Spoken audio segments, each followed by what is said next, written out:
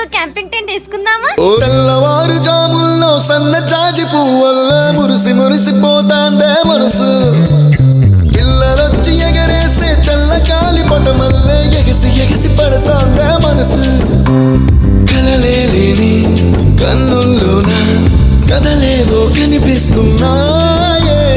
అలలేని గుండెల్లోన గలగలమని పొంగాయే ఆశల అలలే.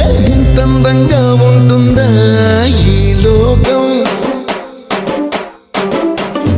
ఇన్నాళ్ళు ఈ మనసుకి తెలియాలేదే పాపం.